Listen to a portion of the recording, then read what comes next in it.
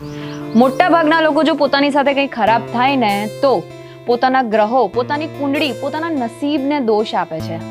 પણ સાચી વાત કહું તો મનુષ્યની આદતો જ એમના ગ્રહો ખરાબ કરે છે.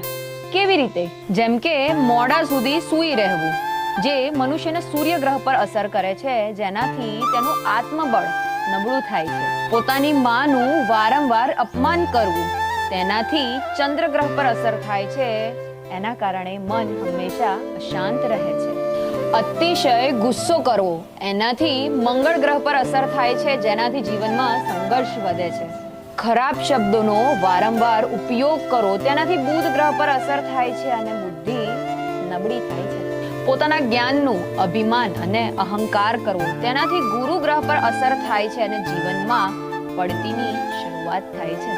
સ્ત્રીનું અપમાન કરવું, તેનાથી શુક્ર ગ્રહ પર અસર પડે છે અને જીવનમાં સુખની પડતીની શરૂઆત થઈ જાય છે.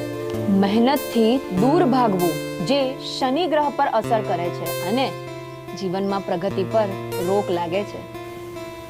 કોઈનું પીઠ પાછળ ખોદવું, એનાથી રાહુ ગ્રહ પર અસર થાય છે અને જીવન એકદમ ભ્રમિત અવસ્થામાં આવી જાય છે. વધુ પડતા મોહમાં જીવન વિતાવવું, જે કેતુ ગ્રહ પર અસર કરે છે અને તેનાથી કષ્ટદાયક જીવનની શરૂઆત થાય છે. તો હવે આપણે જ વિચારીએ કે આમાંથી કઈ આદત સુધારીને આપણે આપણા જીવનને સુધારી શકીએ છીએ, હે ને? જય શ્રી કૃષ્ણ.